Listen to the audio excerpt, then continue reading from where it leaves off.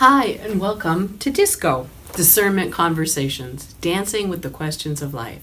I'm Sister Lorraine Reaume. I'm the Formation Director for the Dominican Sisters of Adrian. And my name is Sister Sara Fairbanks, and I'm the Vocation Director. So today, Lorraine, we're going to answer a more specific question about how do you join a religious congregation? Okay, well, what we need to look at first, before you even think of applying to a congregation, you need to look at which congregation is the right fit for you. So today we're going to look at what you can do to figure that out. When I was discerning, there was a sister who said to me, God doesn't give generic vocations. I found that so helpful. Like there was a right place, a right fit, a best way for me to live out religious life. Well, sometimes it can be overwhelming because there's so many different congregations to look at. So one way to narrow the search is to do a vocation match quiz. And you can find that on vocationmatchnetwork.org.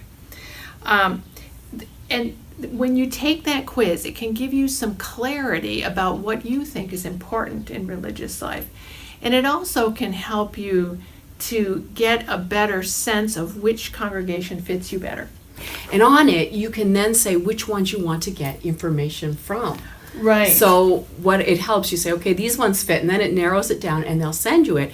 And then when you get that information, pay attention. You'll get the information, you'll look at their website and say, oh, which one is giving me energy? Which one gives me some joy? Which one maybe makes me step back a bit and say, oh, that doesn't fit me at all. And really pay attention to your own reaction to all that information that's coming to you. Yeah, that's right, because each congregation has a different charism.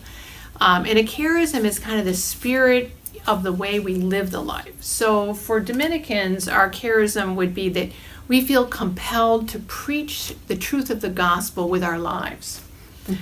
So you really want to notice what charism appeals to you, because really that charism is inside of you. And so when there's a match, you're going to feel that connection with the group. That's right. And sometimes when you're discerning, it's not something you want to do alone. It helps to walk with people. One great website that helps all of us, it's called A Nun's Life. And they have discernment conversations and questions. So we really recommend you check that out if you are in discernment. But it's also great to have live people to walk with, so like a spiritual director, that's someone who helps you listen to the voice of God. They kind of feed back and ask guiding questions, and they really help you if you're discerning that. And one thing to watch for if you're discerning with someone, make sure someone isn't saying to you, oh, I always send people to this congregation. Because that's not discerning in freedom. They need to listen to where you're truly called to. And one really good thing to do is to actually visit mother houses in person, because you really catch their spirit when you visit the mother houses. And it's really important to see, do you feel at home there? And what's the spirit of this group? And visiting more than one is helpful then, right? Absolutely. Don't just stick to one.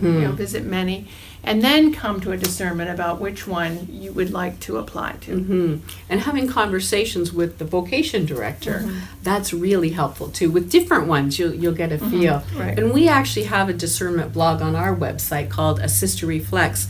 And it's very open-ended discernment information and questions that you might find helpful. So we invite you, particularly if you're in discernment, to check that out. And we also pray with you that. So may God Creator bless you. May God Redeemer heal you. And may God the Holy Spirit fill you with light.